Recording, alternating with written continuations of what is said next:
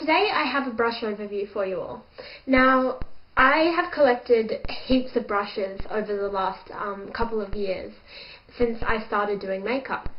And when I was starting out, I had a lot of trouble finding brushes and knowing which ones were the best and what to use them all for.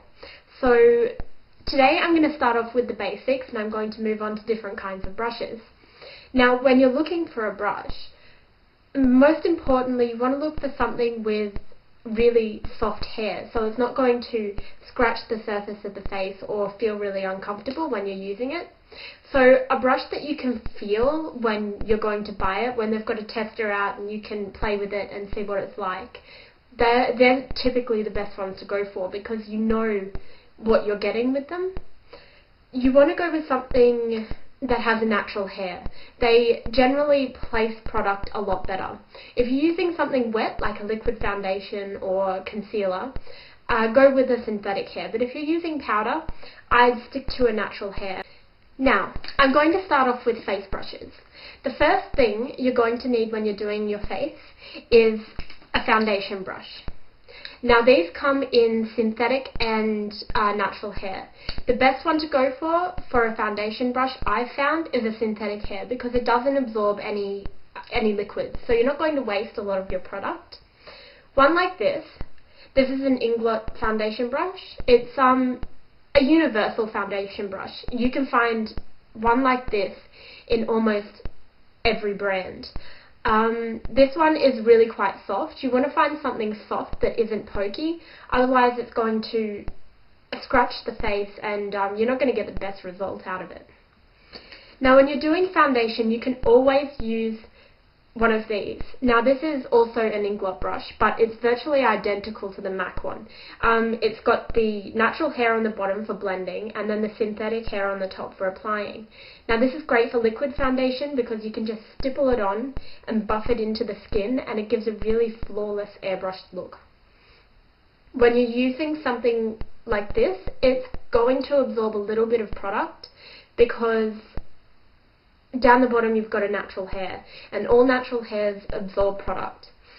These are a great universal brush. They can be used for foundation, powder, cream blush, powder blush.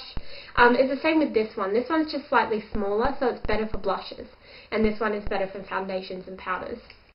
Then, when you're looking for a powder brush, the best ones to go for are something really quite light and fluffy. This is going to give a really sheer coverage of powder, so you're just going to brush it on and it's going to set the makeup, and it's not going to look overly powdery. One like this is fairly expensive to buy. They're a natural hair, they're not too dense, they're just really light and soft to use. One this size can be used for blush, for powder, and for bronzer. It's a multi-purpose brush. One like this, I would stick more to powder. However, you can compact it up and use it for blush and bronzer. Also with powder, we've got a buff brush.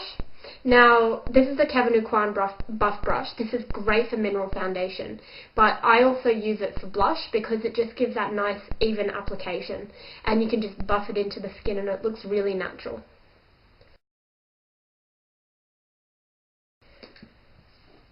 And when you're looking at powder brushes, you can also get kabukis. Now, these are a lot denser than your typical powder brush. Now, this is an Inglot brush also.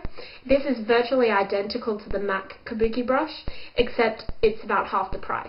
So they're really nice brushes to look into. It's really soft and it's really dense. Now, this is the Too Faced kabuki brush. It's a synthetic fibre, so because we're not using it for liquid, it's not going to be a matter of it absorbing product. But when you're buying a synthetic brush, you're looking for really soft bristles, so they're not damaging the skin on the face. And this one's the softest one I've found. The Too Faced brushes are all synthetic because they don't harm animals. Now, a kabuki brush like this, great for minerals. They're great to just throw in your handbag, and they're really easy to use. You just load the brush and buff it all over the face. Now, blush brushes.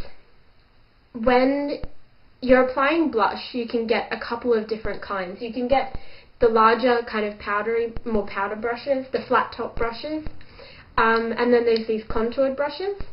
This is a MAC one and another Inglot one.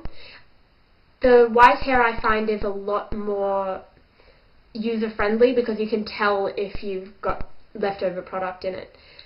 These ones are great for contouring and blush, so they're a multi-purpose brush as well. I've also seen people use these for foundation. I wouldn't recommend it because they are going to absorb a lot of product, but it will give a really nice blended finish. And that's the advantage of using a natural hair brush with a liquid foundation. It's going to give the most natural appearance because it is distributing the product really evenly. Now, another blush brush is one like this. This is double-ended, so you've got the applicator for the blush, and it's just great. It fits right on the cheek of the face, and then you've got more of the contouring end, so it's great for when you want to contour your face, and it's also great for highlighting as well. Now, I have a couple of NARS brushes that don't really fit into a category. This one I have more for contouring. This is really quite thin. They're great brushes to have because you can get right into the hollows of the face. Something like this, if you're using everyday brushes and you're not applying things on other people, you're not doing it for photographic work, something like this you won't need. That's more for a makeup artist. And there's also, they call this the bronzing brush. I find it's more useful for powder. It's more like a kabuki brush with a long handle. Something like this is really dense and it's great for any powder products.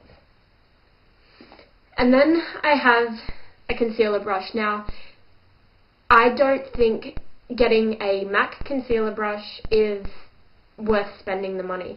I also use for concealer art brushes. Art brushes are just as helpful. They apply the product the same way, they just look different. And given it looks a bit cheaper, but if nobody's seeing your brushes, it doesn't make a difference. Because I found all of these, I've got art brushes, NARS brushes, and MAC brushes, and they all work the same. Read my lips, I'm into you.